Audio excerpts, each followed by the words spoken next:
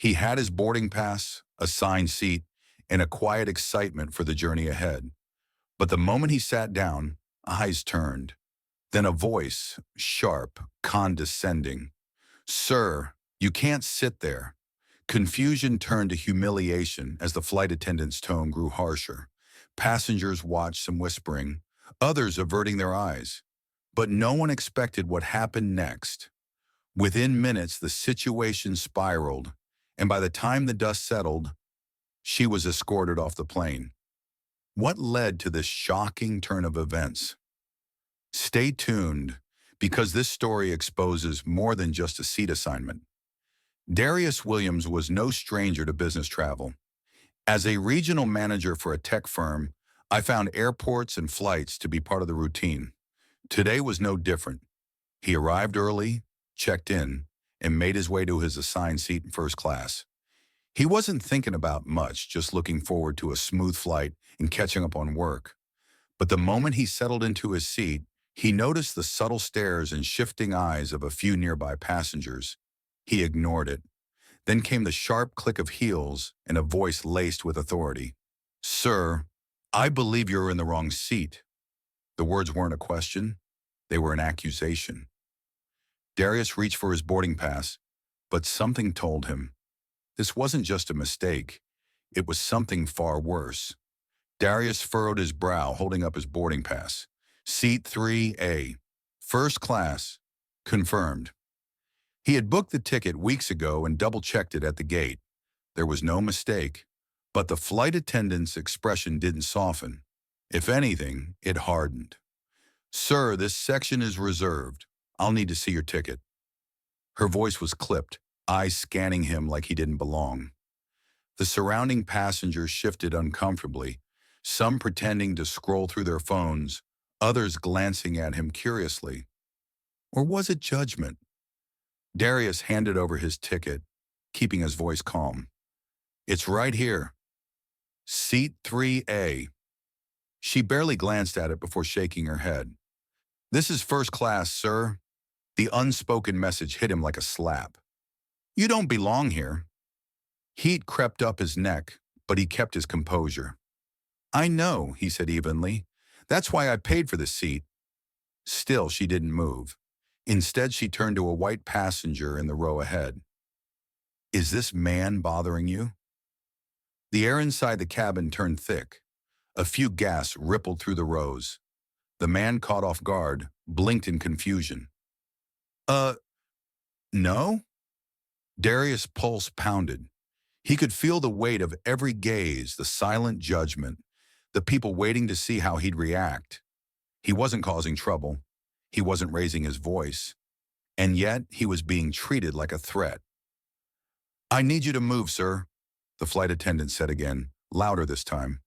Darius inhaled deeply. He had two choices: give in, stand up, let her win, or hold his ground. And he knew, deep down, that if he didn't stand up for himself now, this wouldn't be the last time. He squared his shoulders. "I'm not moving." Her eyes flashed with something between anger and control. She turned sharply and stormed toward the front of the plane.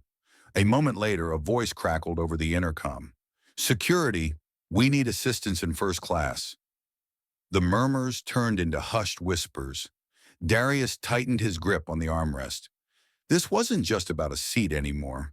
This was about something much bigger, and he had no idea how it would end. The plane had gone silent.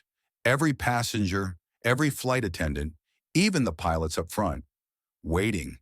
The tension was suffocating. Then came the heavy thud of boots. Two airport security officers strode down the aisle, their expressions unreadable.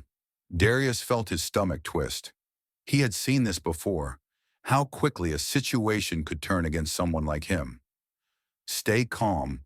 Could you not give them a reason?" One officer stopped beside him, scanning him up and down before turning to the flight attendant. "What's the issue?" Her voice dripped with forced authority. "He's refusing to move from the seat." The officer frowned, glancing at Darius. "Sir, do you have your ticket?" Darius's fingers curled around the paper in his lap. He lifted it, steady but firm. "Yes, Seat 3A, paid in full. A pause. The officer took the ticket, examined it, and then looked back at the flight attendant, his brows furrowed. This is valid. The murmurs in the cabin grew louder. Someone in the back whispered, "Wait, he was telling the truth?" The flight attendant's face paled. That that can't be right. I thought, but there was no way out now. Another attendant hurried forward, eyes wide with concern. "Ma'am, the captain needs to see you. Now." She hesitated, then turned, disappearing toward the cockpit. Seconds stretched into eternity. Then over the intercom, the announcement came. "Ladies and gentlemen, we apologize for the misunderstanding. We will be continuing with boarding shortly." The security officers exchanged glances. One nodded to Darius. "You're good to stay, sir." And just like that, the power shifted. But as the flight attendant reappeared, this time flanked by her supervisor, her expression told Darius one thing. She wasn't just leaving the cabin, she was leaving the airline. A hush settled over the cabin as the flight attendant was escorted off the plane. Some passengers exchanged guilty glances, realizing they had been too quick to assume, too silent when it mattered. Others offered Darius a nod, small, quiet acknowledgments of the injustice he had just endured. But the damage had already been done. Darius leaned back in his seat, gripping the armrest as the plane finally prepared for takeoff. He had won this battle, but the weight in his chest told him the war was far from over. This wasn't just about a seat. It wasn't just about one flight. It was about something far more significant that had been happening for generations. How many times had someone like him been humiliated, falsely accused, or stripped of their dignity just because of the color of their skin? How often had the world looked away, pretending it wasn't happening? Today, someone had been held accountable. Today, truth had prevailed. But what about tomorrow?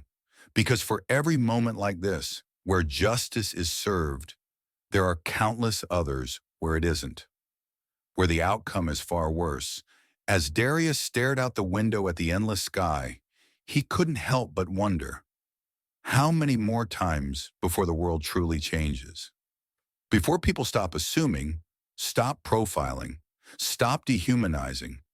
Before fairness wasn't the exception, but the rule, and until then, who will be next? Enjoyed the story? Don't forget to like this video, share it with your friends, and subscribe to our channel for more inspiring tales. Let's spread the message of hope and unity together. Thanks and take care.